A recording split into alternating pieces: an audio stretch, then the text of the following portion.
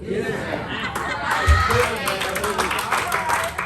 time is now.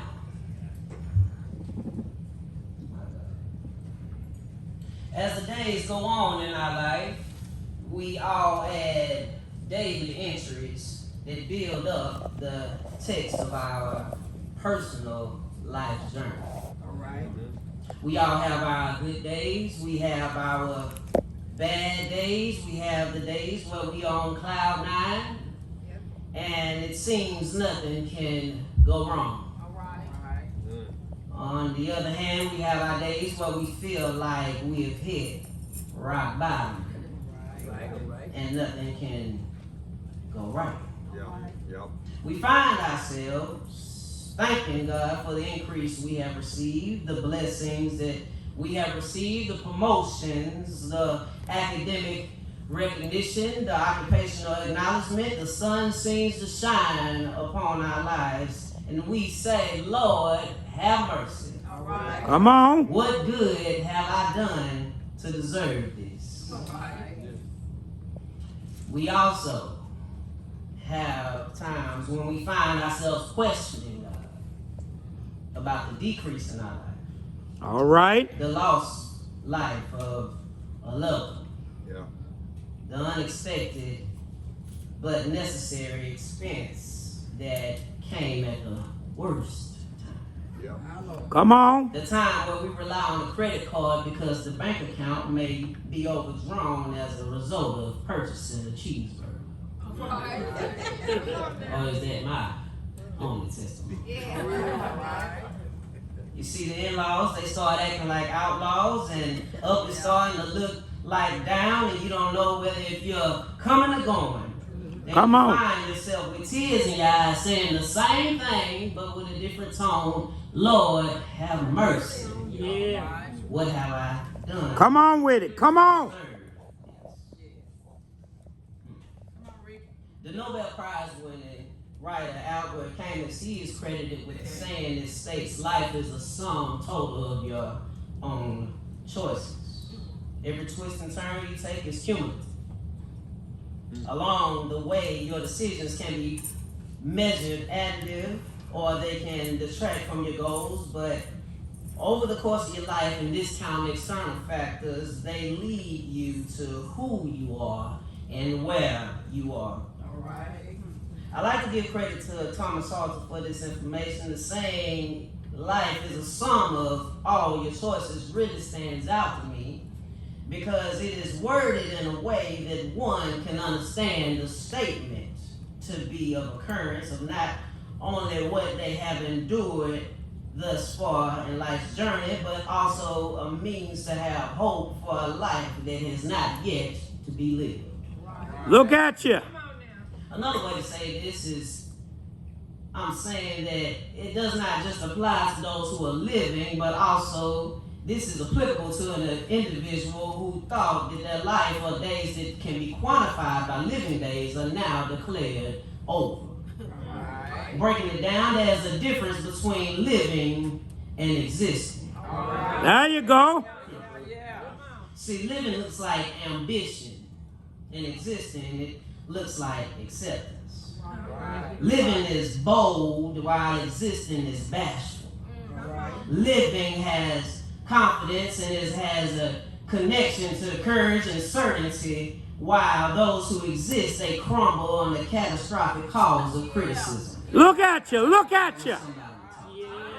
Living versus existing. You got your lesson. You got your lesson. See, I bring this up because we all have heard someone in church in some way, shape, or form say this: in order to have a testimony, you first have to have a test. Look at you. The Bible, as we all know, is filled with tests after test after test, and testimony after testimony after testimony. But I want to focus on this early entry in the Bible in Exodus, where we find Moses at a unique point in his life. Look at you. See, although this is not the only example, we read about Moses, who does not exactly go from being down and then brought up, but instead he was up, but then brought down. Look at you. Look at you. Bible readers, you know this. This is Moses, the son of the Hebrew woman, who hid her baby boy for 3 months due to Pharaoh's commandment to cast all sons in the river and let all the daughters live. Am I right about it? Yeah. Moses' mother had covered him in an ark made by her hands, and she placed him alongside the river, which was later found by Pharaoh's daughter. The baby was retrieved by a maid whom Pharaoh's daughter told to nurse the baby. And when the baby was brought back to her, she named the boy Moses. And the Bible reads, because I drew him out of the water. Look at you. The Bible is about interpretation and application. So I would like to think that Moses grew up in privilege while his people grew impoverished. Uh-huh. Imagine half of your life you grew up with surplus, splendor, security, insanity. And the other half of your life it now has become of scarcity, sadness, subpar self-esteem, and shame.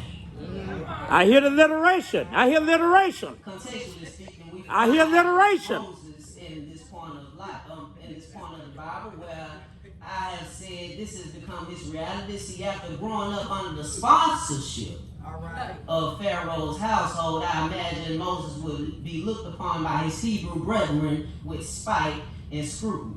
We find out in chapter 2 that Moses found himself looking out at the Hebrews that were his people, and he saw their burdens, and he also witnessed an Egyptian smiting a Hebrew. Well, Moses felt that he should kill the Egyptian and hide his body in sand. The very next day, the Bible reads, Moses found 2 Hebrew men striving together, and he asked, why do you smite your fellow? And the man who was questioned replied, saying, who made you prince and judge over us? Dost thou intend to kill me as you killed the Egyptian? As a commercial, I'd like to point out this and say that don't be so quick to prove yourself to be down with everyone, and don't try to prove yourself because of inclusion and acceptance, because you may find yourself in a predicament that the ones who you try to impress won't even acknowledge you. There you go. That's it. Women, is there a chance that you can find yourself sacrificing and giving your all to someone, and you put in the effort and they may not even say thank you? There you go. Men, could you also put up an effort to be a provider, a priest, and a protector in your household, and you don't even get a chance to hear I appreciate you? There you go. But getting back to my message, as a result of this, Moses flees from Pharaoh and settles in Midian. As you read on, we discover that Moses has gone not from rags to riches, but riches to rags. He even says in the Bible, I have become a foreigner in a foreign place. Ultimately, Moses had endured all he had endured, and he is settled in his new chapter in life as he went from somebody with everything to nobody with nothing. But see, we serve a God of another chance. Yes, indeed. And I believe that when Pharaoh's daughter went to y'all excuse me. You got it. Forget it. All right. See, we serve a God of another chance, and I believe that it's not easy to start a new chapter with nothing.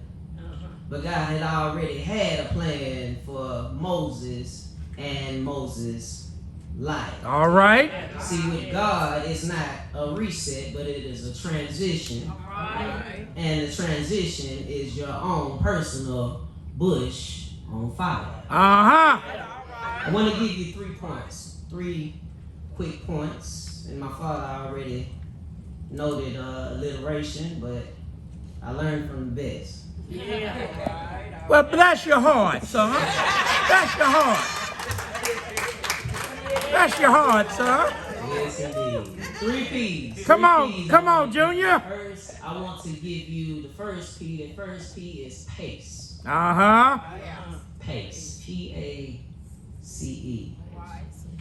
Pace. Next, I want to give you placement. Placement. There you go. And the last P I would like to give you is preparation. Look at you.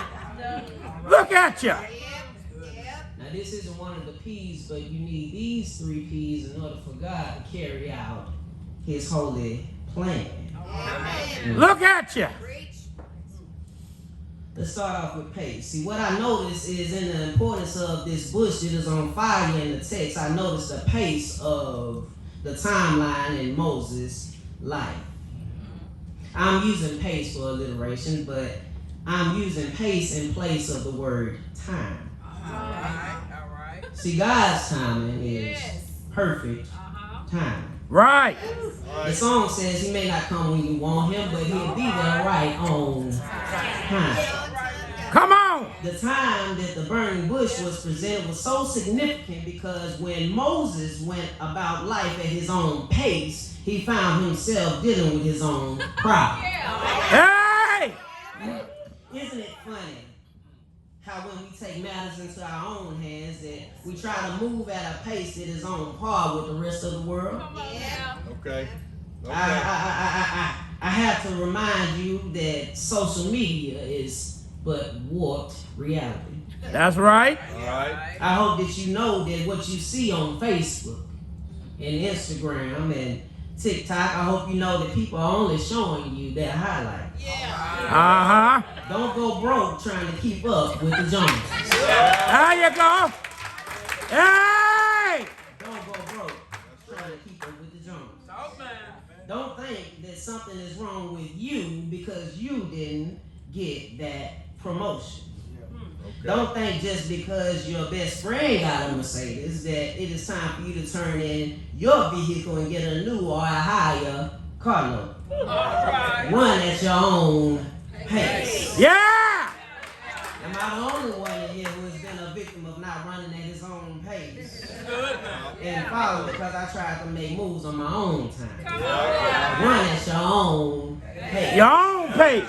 That's right. You see, what should give you some encouragement is the grace and mercy that resonates when God says now. You don't believe in the power of God saying now? Well, how about whenever He says not now? Ah. Not now. Not now. That car wreck that was supposed to kill you. Not now. God said not now.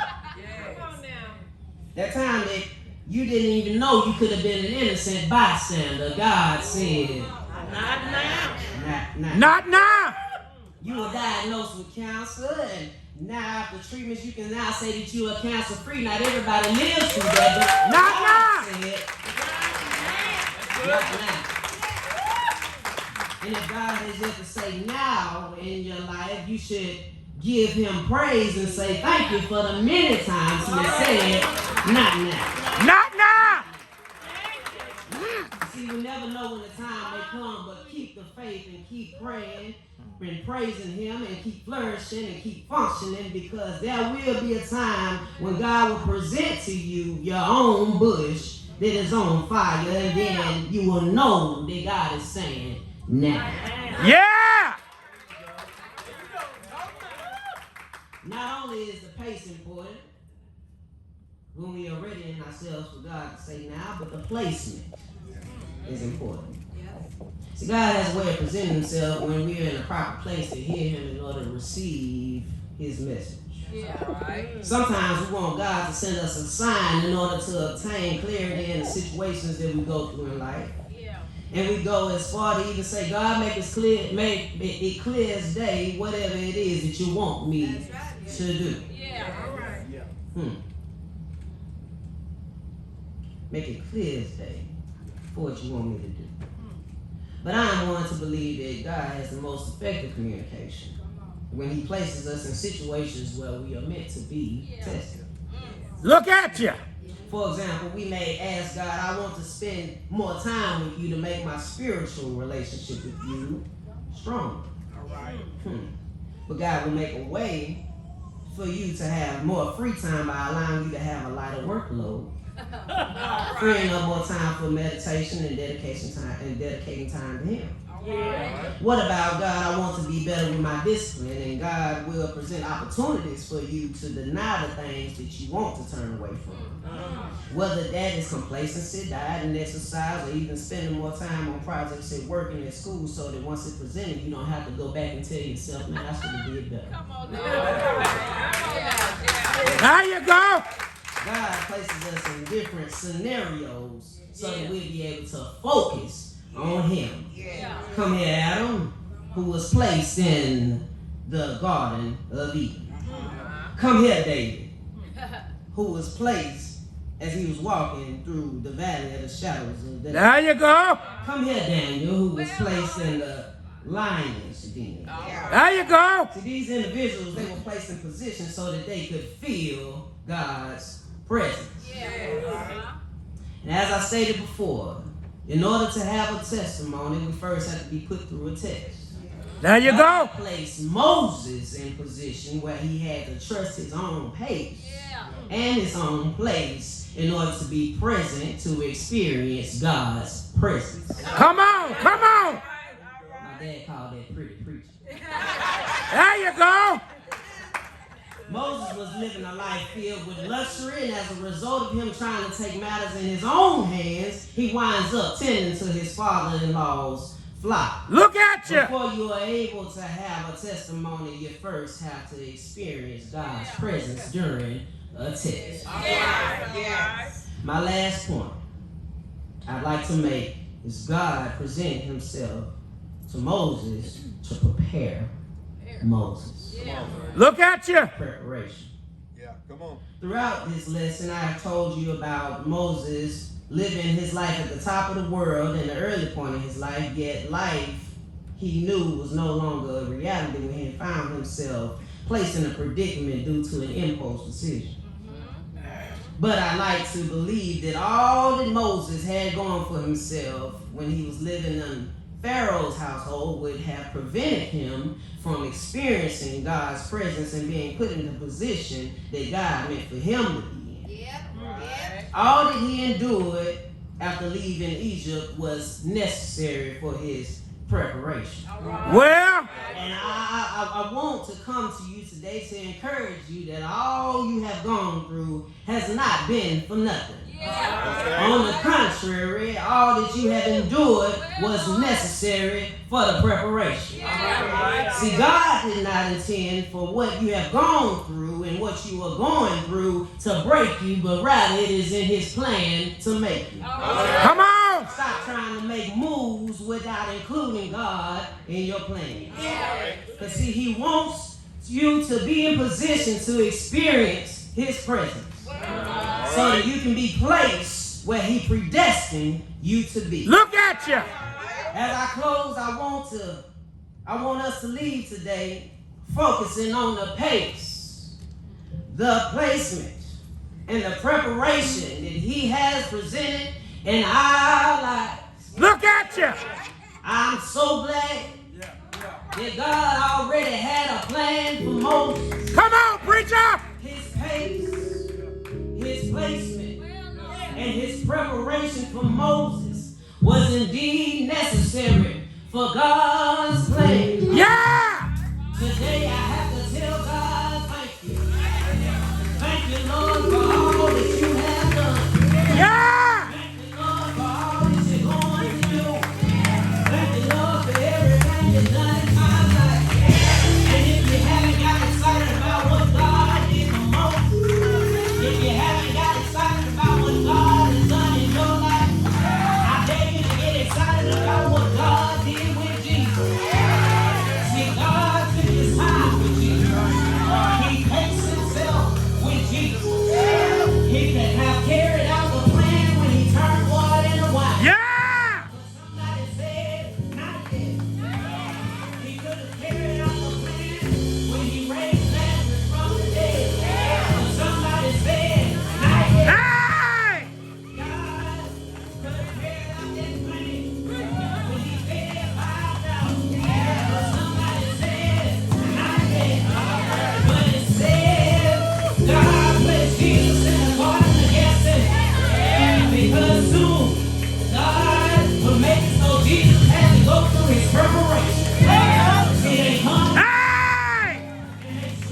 Keep on